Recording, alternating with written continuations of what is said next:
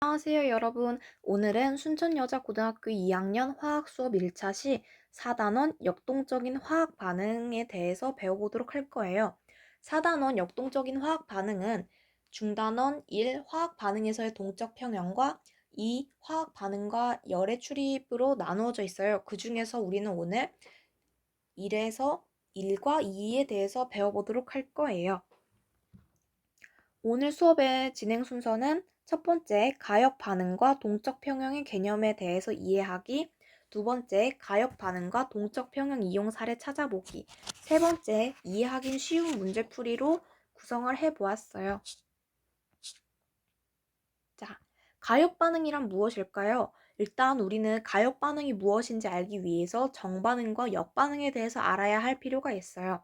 정반응이란 화학 반응식에서 오른쪽으로 진행되는 반응이며 오른쪽을 가리키는 화살표로 나타내요. 그리고 역반응은 화학 반응식에서 왼쪽으로 진행되는 반응이며 왼쪽을 가리키는 화살표로 나타내요. 화학 반응식에서 화살표의 왼쪽에는 반응물을, 화살표의 오른쪽에는 생성물을 씁니다. 자, 그러면 우리 이제 정반응과 역반응이 무엇인지도 알아봤으니까 가역 반응과 비가역 반응에 대해서 알아보도록 할 건데요. 먼저 가역 반응이란 반응 조건, 온도, 압력, 농도 등에 따라서 정반응과 역반응이 모두 일어날 수 있는 반응을 말해요.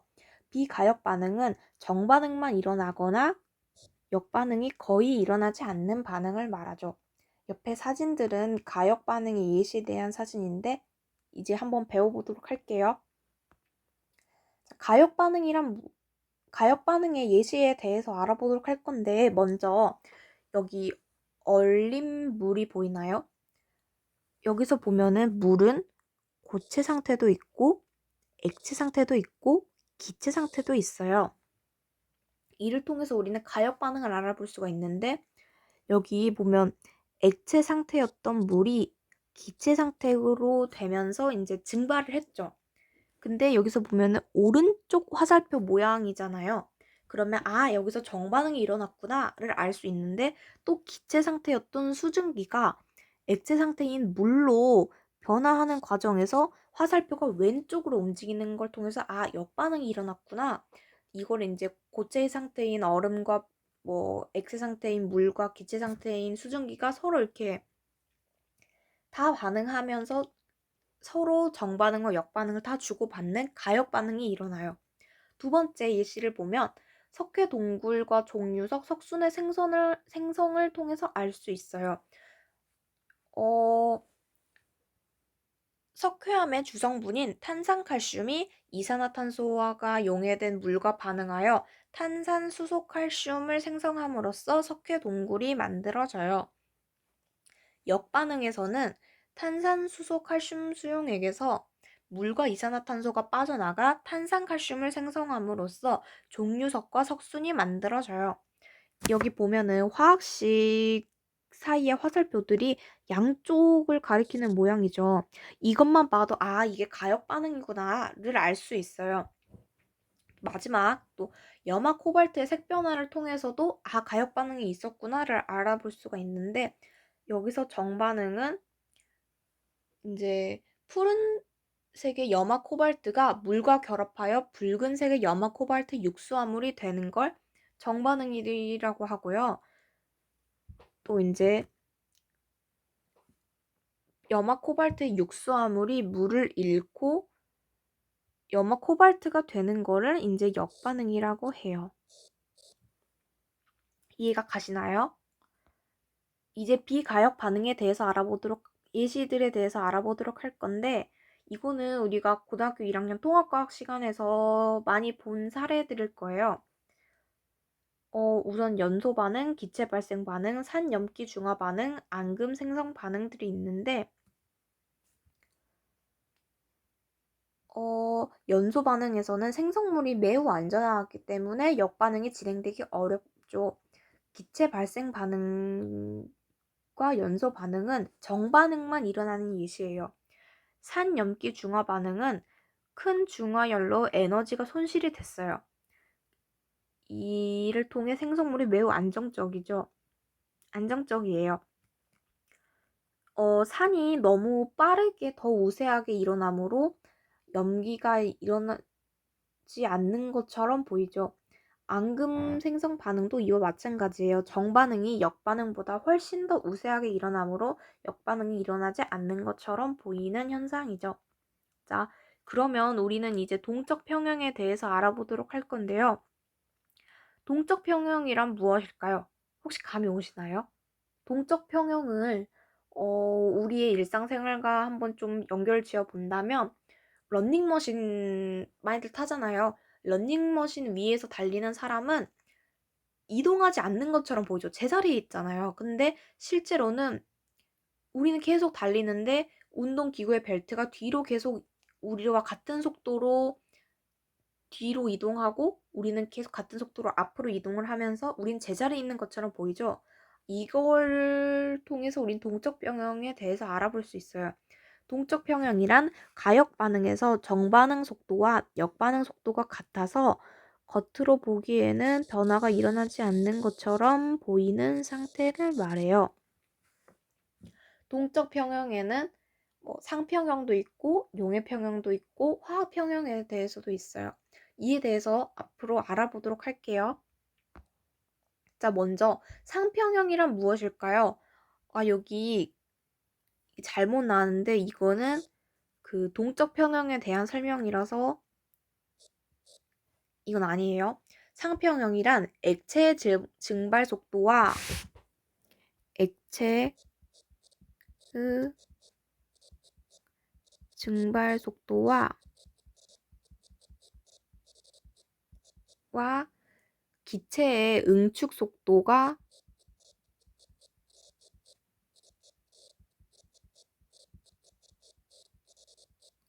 같아서 겉으로 봤을 때는 변화가 없는 것처럼 보이는 상태를 말해요. 예를 들면은 이제 밀폐 용기에 물을 넣었어요. 밀폐 용이니까 어디로 날아가진 않겠죠, 물이. 이제 물이 처음에는 증발을 해요. 보면은 이 그림 이게 물을 넣은 밀폐 용기의 모습이거든요. 처음에는 이게 막 증발을 하다가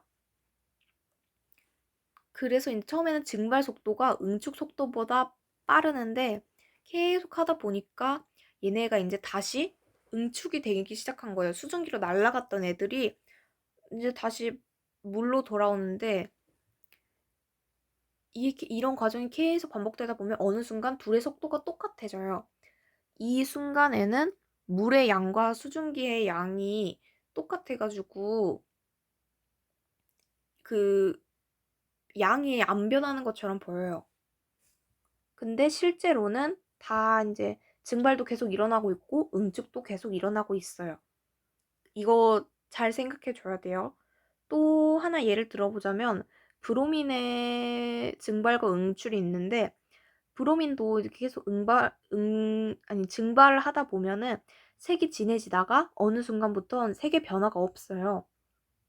그리고 또 브로민의 수위도 계속 낮아지다가 어느 순간부터 멈춰요. 그 순간이 이제 동적 평형이 일어나는 순간이겠죠. 그 다음 용해 평형이란 무엇일까? 용해 평형은 용질의 용해 속도와 석출 속도가 같아서 겉으로 보기에 용해가 일어나지 않는 것처럼 보이는 상태를 말해요. 우리 여기 그림을 보면은 비커에 설탕을 막 넣었어요. 이게 노란 것들이 다 설탕이라고 생각을 해보면은 이제 설탕이 물에 녹을 거 아니에요. 이제 그거를 이제 용해라고 하잖아요, 우리는. 여기 빨간 화살표가 그 설탕이 물에 녹는 거, 여기 들어오는 파란 화살표가 석출이라고 이제 용액에서 결정이나 고체 물질 등이 분리되어 나오는 현상이 그러니까 다시 설탕 입자로 돌아온다고 생각하면은 좀 편해요. 얘네들이 처음에는 계속 녹죠. 설탕이 이제 물엔 점점 녹다가 이제 얘네가 포화 상태가 돼버렸어. 그래가지고 이제 더 이상 녹지 않는 거예요.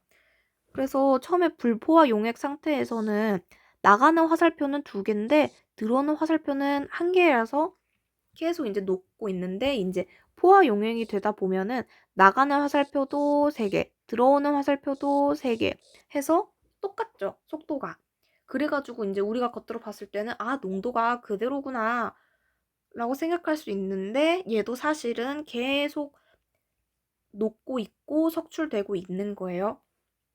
자, 마지막 화학 평형이란 무엇인지 알아보도록 할 건데 화학 평형은 화학 반응에서 정반응의 속도와 역반응의 속도가 같아서 반응물의 농도와 생성물의 농도가 일정하게 유지되어 겉으로 보기에 반응이 정지된 것처럼 보이는 상태를 말해요. 어렵죠? 이거는 밀폐 용기에서 진행되는 가역적인 화학 반응은 충분한 시간이 지나면 화학 평형에 도달한다.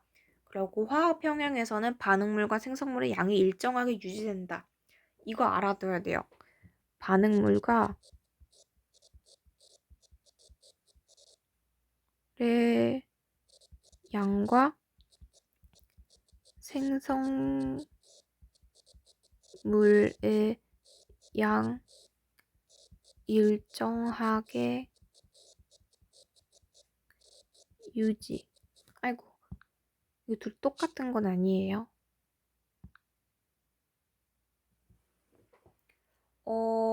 이해하기 편하게 예시를 하나 들어보면 이제 밀폐 용기에 이산화질소를 넣었어요. 여기 보면은 이산화질소잖아요.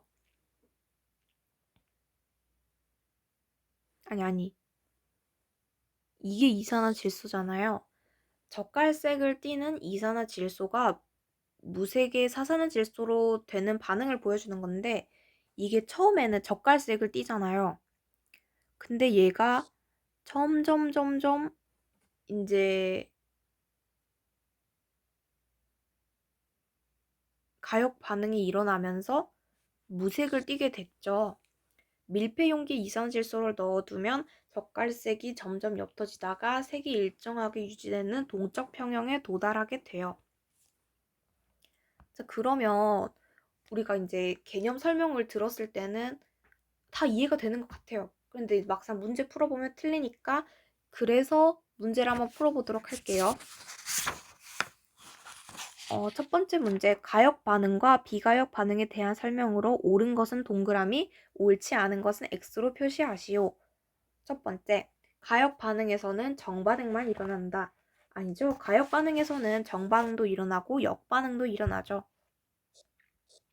비가역 반응은 반응 조건에 따라 정반응과 역반응이 모두 일어날 수 있다. 아니죠. 비가역 반응에서는 정반응만 일어나거나 역반응이 거의 일어나지 않아 한쪽으로만 진행되는 반응을 말해요. 세 번째, 가역 반응을 화학 반응식으로 나타낼 때에는 양쪽을 가리키는 화살표를 이용하여 나타낸다. 제가 아까 그 가역 반응 사례들 살펴보면서 화학 반응식에서 저 화살표 모양이 있기만 하면 아, 이거 가역 반응이구나 알 수 있다고 말했죠. 두 번째 문제, 그림은 일정한 온도에서 일정량의 물에 설탕을 녹였을 때 시간에 따른 용질의 용해와 석출을 모형으로 나타낸 것이다. 이에 대한 설명으로 옳은 것은 동그라미, 옳지 않은 것은 X로 표시하시오. 자, 가는 용해는 3개가 되고 있는데 석출은 1개 들어왔어요. 나는 3개가 나가고 2개가 들어왔는데 다는 3개가 나가고 3개가 들어왔죠. 그러면 다의 상태가 우리가 눈으로 봤을 때는 움직이지 않는 것처럼 보이니까 아, 다가 동적 평형이구나 를 알 수 있어요. 자, 그러면 보기 봐볼게요. 1번, 가는 불포화 용액이다. 동적 평형이라는 말이 포화 용액이란 말이죠.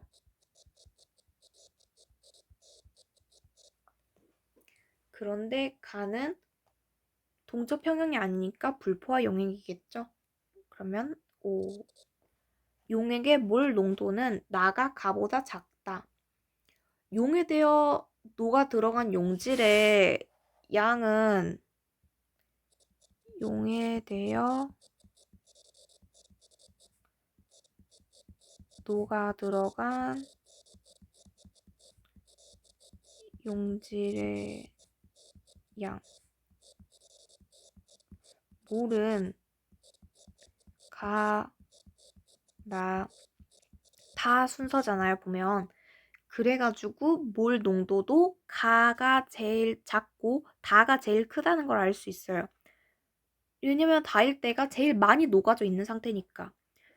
그래서 2번은 X죠. 다는 용의 평형 상태이다. 맞죠? 자, 세 번째 문제를 풀기 전에 영상을 잠시 멈춰놓고 한번 풀어본 다음에 영상을 들어보는 것을 추천할게요. 다 푸셨나요? 자, 그러면은 1번 풀이 한번 해보도록 할게요. 1번에 1. 가역 반응은 동적 평형에 도달할 수 있다. 가역 반응은 정반응뿐만 아니라 역반응도 일어날 수 있으므로 도달할 수 있죠. 2번. 물의 증발과 응축은 가역적으로 일어난다. 아까 액체였던 물이 수증기로 될 때도 있고, 물이 이제 얼을 때가 있고, 이런 걸 통해서 액체가 기체로 되는 증발과 기체가 액체로 되는 응축은 양방향으로 진행될 수 있는 가역 반응이라는 거를 알아보았죠. 3번. 가역 반응은 정반응과 역반응이 모두 일어날 수 있다. 맞죠? 4번. 염산과 수산화나트륨 수용액 반응은 비가역 반응이다. 일단 염산과 수산화나트륨 수용액이 어떤 반응인지 알아봐야겠는데 이거는 산염기 중화 반응이에요. 산염기 중화 반응은 비가역 반응의 대표적인 예시 중 하나겠죠? 그러면 4번도 맞아요. 5번. 비가역 반응은 온도, 압력 조건에 따라 역반응도 일어날 수 있다. 비가역 반응은 정반응만 일어날 수 있는 반응으로 온도, 압력 조건을 변화시켜도 거의 역반응이 일어나지 않아요. 그래서 5번이 정답이에요. 모두 맞추셨나요? 1번 문제가 이제 헷갈렸다, 어렵다 그러면 앞에 개념을 한 번 더 듣고 오는 거를 추천드릴게요. 자, 마지막 문제예요. 그림은 밀폐된 플라스크에 액체 상태의 브로민을 넣은 초기 상태 가와 어느 정도 시간이 지난 나와 충분한 시간이 지나 색이 일정하게 유지되는 상태 다를 나타낸 것이다. 다는 색이 일정하게 유지된대요. 아, 그럼 우리 알 수 있어요. 다가 동적 평형 상태구나. 자, 그러고 이제 이에 대한 설명으로 옳은 것만을 보기에서 있는 대로 고른 것은 기억. 가에서는 브로민의 증발 속도가 응출 속도보다 빠르다. 보면은 일정 온도에서 증발 속도는 일정해요.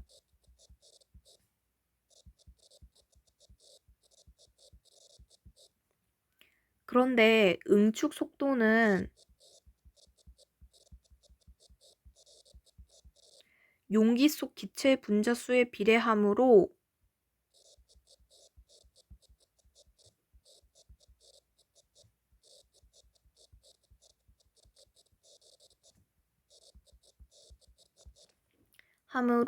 가에서는 증발 속도가 응축 속도보다 빠르게 되겠죠? 그러면 기억은 맞아요. 니은, 나는 동적 평형 상태이다. 아니죠? 동적 평형 상태는 다이고 나는 동적 평형에 도달하기 이전 상태였죠. 다에서 응축되는 브로민의 분자수는 0이다. 제가 아까 말했죠. 동적 평형 상태라도 이제 우리 눈으로만 봤을 때 안 움직이는 것처럼 보이지 얘네도 사실 다 할 거 다 하고 있어요. 다는 동적 평형 상태이므로 응축되는 브로민의 분자수와 증발되는 브로민의 분자수가 같다. 그래서 답은 1번. 자, 오늘 수업은 여기서 마치도록 하겠고요. 이제 추가적인 문제풀이나 복습을 추천드릴게요. 수업 들어주셔서 감사합니다.